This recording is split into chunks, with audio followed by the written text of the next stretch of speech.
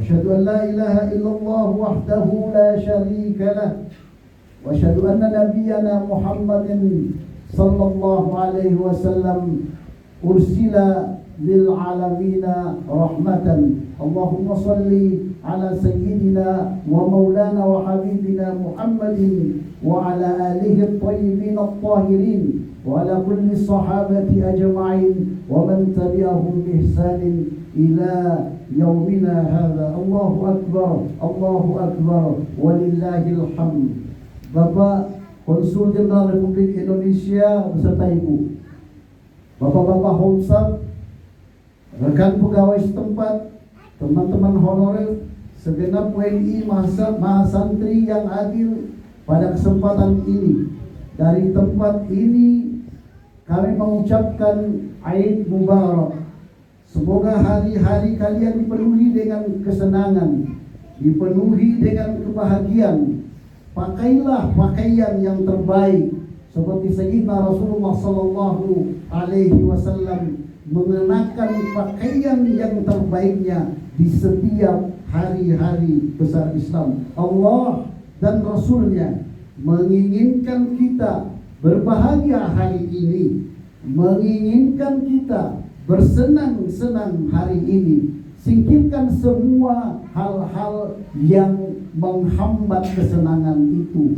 Parkirkan semua hal-hal yang melarang terciptanya kesenangan dalam hati. Menginginkan kita Sayyidina Rasulullah untuk berkumpul bersama dengan sanak famili, kerabat dan handai tolan. Maka berbahagialah Bapak yang dimuliakan Allah. Maka bersenang-senanglah ibu-ibu yang dicintai Allah Subhanahu wa ta'ala. Karena sungguh seorang yang berpuasa akan mendapatkan dua kebahagiaan. Kebahagiaan ketika mereka beriftar atau berlebaran. Dan kebahagiaan kedua adalah kebahagiaan ketika dia datang kepada Rabbnya dengan membawa pahala puasanya. Sayyidina Rasulullah sallallahu alaihi wasallam bersabda, "Lis-shaimi farhatani yafrahuhuma idza aftara faraha bi fitrihi wa idza laqiya rabbahu fariha bi shaumihi." Bagi seorang yang berpuasa memiliki dua kebahagiaan. Kebahagiaan pertama ketika dia beriftar, kebahagiaan pertama ketika dia berlebaran. Ketika kebahagiaan yang kedua adalah ketika dia datang kepada Allah Subhanahu wa ta'ala, dia datang dengan pahala puasanya. Ya Rabb, saya pada waktu hidup di dunia, saya melaksanakan perintahmu seperti yang ada di surah Al-Baqarah, bahwa saya melaksanakan puasa. Dan Sayyidina Rasulullah SAW meyakinkan kita bahwa puasa itu merupakan puasa yang Allah sendiri yang membalasnya. Tidak ada takaran tertentu dari pahala puasa itu. Bahkan Sayyidina Rasulullah SAW memberikan kita kepuasan hati bahwa orang yang melaksanakan puasa qiyaman wasiyaman pada bulan Ramadan, insyaallah akan menjadi orang-orang yang akan masuk di surga melalui pintu Babur Rayyan. Bapak yang dimuliakan Allah, Allahu Akbar, Allahu Akbar, walillahil hamd. Ramadan boleh berlalu, tapi semangatnya, tapi spiritnya, roh dari semangat itu jangan teguhkan dalam hati. Biarkan dia mengkristal, mengaliri semua amalan-amalan kita yang kita akan lakukan selain di bulan Ramadan. Amalan yang dilakukan di bulan Syawal, di bulan-bulan Muharram, di bulan-bulan lainnya, 11 bulan menurut kalender Hijriah. Janganlah kita menjadi hamba-hamba Ramadan. Salafus salih mengatakan, kun Rabbaniyan wala takun Ramadaniyan. Jadilah kalian hamba-hamba Rabbaniyah, tapi jangan kalian menjadi hamba-hamba Ramadan. Apa itu hamba Rabbaniyun? Rabbaniyun adalah hamba-hamba yang menyembah Allah sepanjang tahun. Sembahlah Allah sampai keyakinan itu mendatangi hati kita. Sembahlah Allah sampai keyakinan itu mengkristal dalam hati kita. Wa'bud rabbaka hatta ya'tiyakal yaqin. sembahlah Allah sampai keyakinan itu betul-betul berumah dalam hati kita. Allahu Akbar, Allahu Akbar, walillahil hamd. Proyek Ramadan memiliki outcome terciptanya pribadi-pribadi yang bertakwa. Syekhuna Ibnu Athaillah Sakandari, beliau seorang sufi, beliau seorang ulama besar dari mazhab Maliki, lahir di Alexandria. Alexandria ini merupakan kota pertama Mesir setelah Farainah, setelah Fir'aun, dinasti Fir'auniyah. Kemudian pindah ke Kairo. Kairo itu adalah satu kota baru yang dinamai oleh seorang ulama yang bernama Jauhar As-Sakili. Beliau kemudian Sayyidina Abdul Athaillah memberikan interpretasi terkait dengan takwa ini setelah beliau melakukan penelusuran terhadap ayat-ayat Allah Subhanahu wa taala bahwa takwa itu berulang kurang lebih sebanyak 258 kali dalam segala bentuknya dalam Al-Quran. Beliau kemudian mengatakan bahwa takwa terdiri dari komposisi huruf waw, qaf, dan ya, atau dalam verbal nounnya. Kalau dalam bahasa Arabnya dikatakan al-masdar al-wiqayah. Ibnu Manzur dalam kamusnya beliau mengatakan bahwa at-taqwa wal hifz, melindungi, memproteksi, menjaga, itu merupakan goals daripada takwa. Allahu Akbar, walillahil hamd. Ibnu Athaillah Sakandari memberikan interpretasi dengan mengatakan takwa itu adalah hakikatul imaniyah amiqa, tatajawaza mujarradul imtisal al-zahiri lil awamiri litushiya wiqayatul qalb bitauhid wal ikhlas والتحقق بعبودية الله والتعلق به وحده دون الأسباب مع السكينة والرضا بقضائه كما تشتمل الورع عن محارم الله والمخالفات ودوام الحضور معه. Takwa adalah sebuah hakikat keimanan yang mendalam, bahasa kita deep seek, bahasa sekarang, yang melampaui sekedar menjalankan perintah-perintah secara lahiriah. Takwa itu merupakan perlindungan hati melalui tauhid dan ikhlas, serta mewujudkan penghambaan sejati kepada Allah dan bergantung hanya kepadanya tanpa bersandar pada sebab-sebab semata. Takwa itu disertai dengan ketenangan jiwa dan keridaan terhadap ketetapannya, serta mencakup sikap wara atau karakter wara dari segala larangan Allah dan penyimpangan, dan senantiasa menghadirkan kesadaran akan bersamanya dengan Allah Subhanahu wa taala. Banyak sekali ayat-ayat yang bisa kita temukan dalam Al-Qur'an yang setiap hari Jumat Habib membacakan, menyampaikan, ya ayyuhalladzina amanu, hai sekalian orang yang beriman, ittaqullah haqqa tuqati, takutlah kalian kepada Allah dengan sebenar-benar takwa. Sementara kita sendiri tidak paham apa itu takwa. Ibnu Athaillah Sakandari memberikan sedikit penjelasan terkait dengan takwa itu mengikut pada tiga huruf dari atau 4 huruf dari kalimat takwa. Huruf takwa, ta, qaf, ya, waw. Takwa, ta merupakan simbol daripada tawadu. Imamul Harawi atau Abu Ismail Ahmad ibnu Muhammad dalam kitab beliau Manazilus Sairin, beliau mengatakan at-taqwa huwal hubu'u lil haqq wal inqiyadu lah wa qubuluhu mimma qala. Takwa itu merupakan ketundukan kepada sesuatu yang maha benar.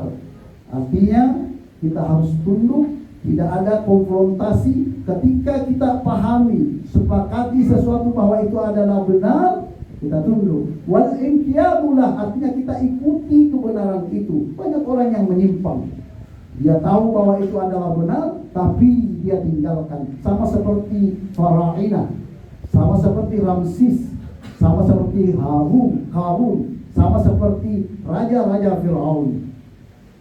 Bahkan kalau kebenaran itu datangnya dari seorang anak kecil, kalau kebenaran itu datangnya dari seorang yang pangkatnya lebih rendah dari kita, Bahkan kalau kebenaran itu datangnya dari orang yang lebih miskin dari kita, kita harus menerimanya. Itu merupakan salah satu karakter orang tawadu. Sayyidina Umar radhiyallahu taala anhu memberikan sebuah contoh yang sangat fenomenal terkait dengan ketawaduan beliau. Beliau ketika berjalan-jalan ke Syam mengikut pembantunya, dia naik onta, selang-seling dalam perjalanan. Kalau Sayyidina Umar di atas unta, pembantunya yang menuntun unta. Kalau Sayyidina pembantunya capek, Sayyidina Umar yang menuntun unta itu. Pembesar Syam pada waktu mengatakan, "Ya Amirul Mukminin, wahai Amirul Mukminin, pantaskah engkau berjalan sementara pembantumu yang menunggang?" Apa kata Sayyidina Umar radhiyallahu taala?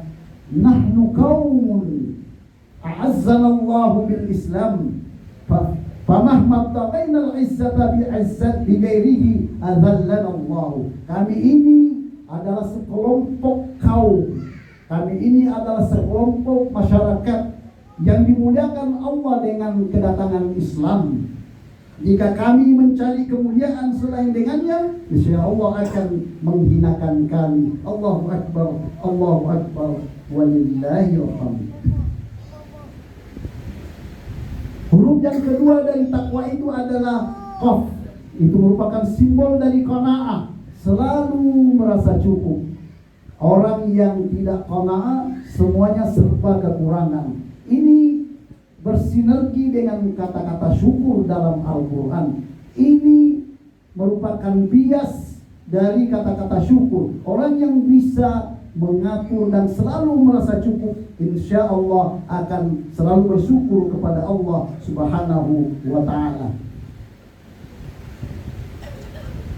Ulama-ulama sufi memberikan pengertian bahwa al-qanaah ridal qalbu bima kasamallahu lah, wal ibtida'u an ta'alluq bil maddati wal hawa.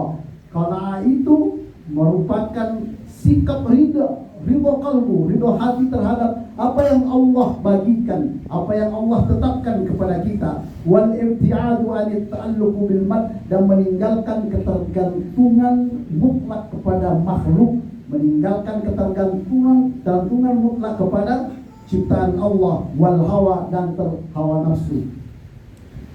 Beliau memberikan ciri-ciri bahwa ciri orang qanaah itu adalah seorang yang tidak serakah, tidak selalu menginginkan lebih dari yang halal, ridha dengan ketetapan Allah, menerima kondisi hidupnya dengan lapang dada, hidup sederhana. Kadang-kadang ada orang yang seperti ini, ya Allah, kenapa hidup saya begini? Ada apa dengan engkau?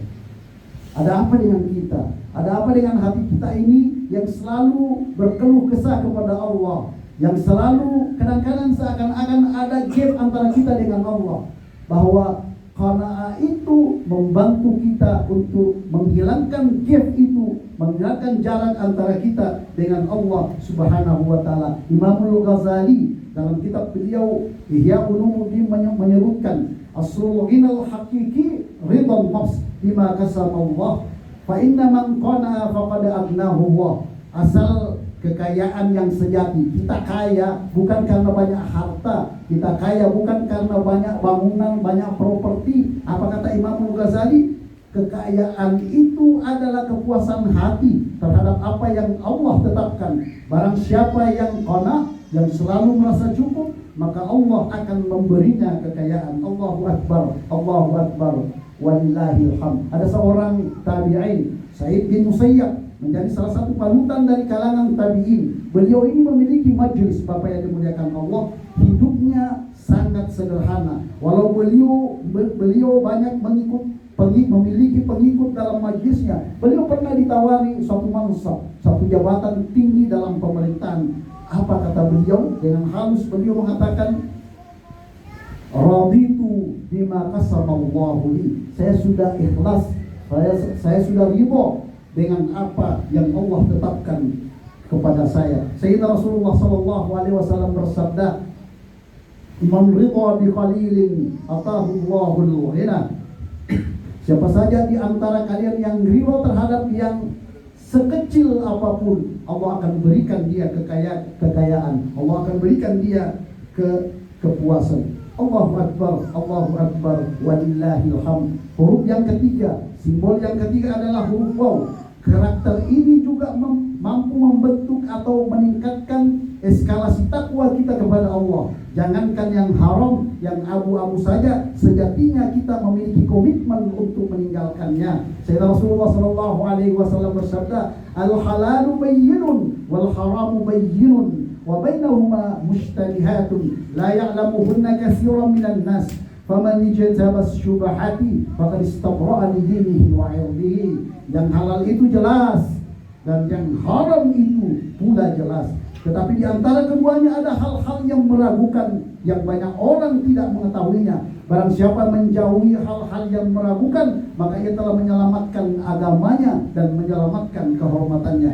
Sayyidina Rasulullah SAW pernah menasihati Sayyidina Abu Hurairah. Beliau mengatakan, kun wara'an takun a'badan nas, wa kun qana'an takun ashqaran nas. Wahai Abu Hurairah, jadilah kamu seorang yang wara', insyaallah kamu akan menjadi ahli ibadah. Dan jadilah kamu orang yang pandai bersyukur, selalu merasa cukup, insyaallah kamu akan menjadi orang yang paling bisa bersyukur. Mengakhiri khutbah yang singkat ini, saya ingin memaparkan satu kisah. Ada seorang yang bernama Bashir bin Haris. Beliau lebih terkenal dengan Bashir Al-Hafiz. Al-Hafiz itu dalam bahasa Arab diartikan sebagai orang yang selalu bertelanjang kaki. Artinya kemana-mana beliau tidak pernah memakai sendal, beliau tidak pernah memakai alas kaki. Ada kisah ketika Sayyidina Rasulullah SAW, Sayyidina Abu Hurairah berjalan di sekeliling Madinah. Beliau karena cintanya kepada Rasulullah, dia menginginkan semua tapak kaki Rasulullah itu dia injak. Itu merupakan salah satu bentuk kecintaan beliau kepada Sayyidina Rasulullah SAW. Bashir Al-Hafi ini memiliki tiga orang saudari. Semuanya Masya Allah, Tabarakallah, semuanya merupakan ahli ibadah. Ada riwayat yang mengatakan yang ada yang bernama Waqqa, ada yang Zubda dan Zibda. Salah seorang saudari beliau mendatangi Sayyidina Imam Ahmad ibnu Hanbal. Beliau menanyakan, ya Imam, saya ini memiliki seorang anak, beberapa orang anak maksudnya. Dan ketika suami saya meninggalkan, saya menghidupi amanah daripada anak ini dengan melakukan sulaman, menjahit beliau ini. Jadi setiap malam saya menjahit dan menjualkan jahitan itu, sulaman itu ke pasar. Wahai Imam, yang saya pertanyakan, suatu masa saya menjahit ini menggunakan penerang bulan setiap malam, karena siang dia akan mengurus keluarganya. Jadi malam dia menyulam, setiap malam dia menyulam untuk menghasilkan jahitan yang kemudian dijual di pasar. Suatu malam ada rombongan dari pemerintah datang kepada melewati daerah itu, dan dia berkemah di depan rumah Al-Hafi tadi, Bashar Al-Hafi. Dia membuka penerangan, dia membuka kemah dengan penerangan yang maha terang, yang terang benderang, sehingga saudari Al-Hafi ini memanfaatkan penerangan yang dari pemerintah tadi untuk menyulam. Dia datangi Sayyidina Imam Ahmad ibnu Hanbal. Ya Imam, kira-kira hukum sulaman yang saya lakukan pada malam itu yang menggunakan penerangan pemerintah, apakah halal bagi saya? Itu yang beliau tanyakan. Masya Allah, lembut sekali hatinya. Sudah jelas, al-halalu bayyinun wal haramu bayyinun. Yang halal itu jelas, yang haram itu jelas. Wa bainahuma mutasyabihat atau mustasyabihat. Dan antara kedua halal dan haram itu ada yang faktor abu-abu. Ini yang ditanyakan, kira-kira kalau saya menyulam menggunakan energi dari pemerintah itu, apakah halal penjualan saya untuk saya berikan kepada anak? Apa yang dikatakan oleh Sidi Imam Ahmad ibnu Hanbal, demi Allah, wahai Zubah, jubah-jubah orang Baghdad, beliau tinggal di Baghdad, jubah-jubah orang Baghdad, pembesar-pembesar Baghdad, ulama-ulama Baghdad, lebih mulia sulamanmu daripada jubah-jubah mereka, lebih mulia sulamanmu daripada pandangan-pandangan ulama-ulama Baghdad pada saat itu. Allahu Akbar, Allahu Akbar, walillahil hamd.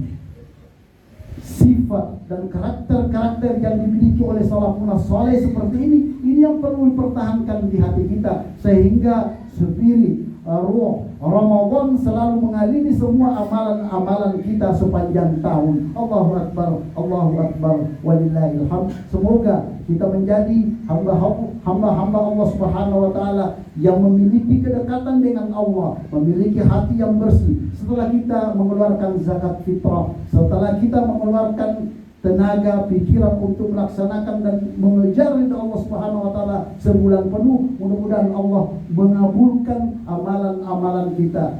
Minallahil musta'an wa ilaihi tiklan. Wassalamualaikum.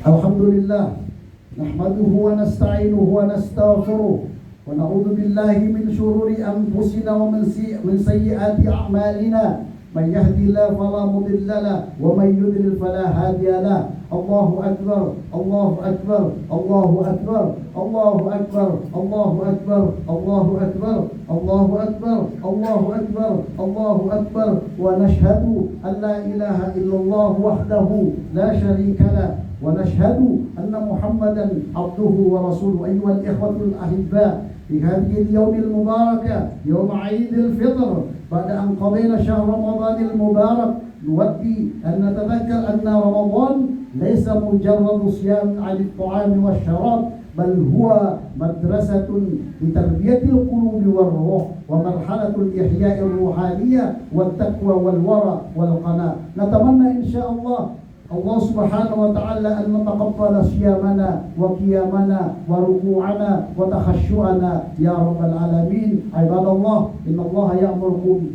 an tu'addul amanati ila ahliha. Wallahu akbar, Allahu akbar, walillahil hamd. Wassalamu alaikum warahmatullahi ta'ala wabarakatuh.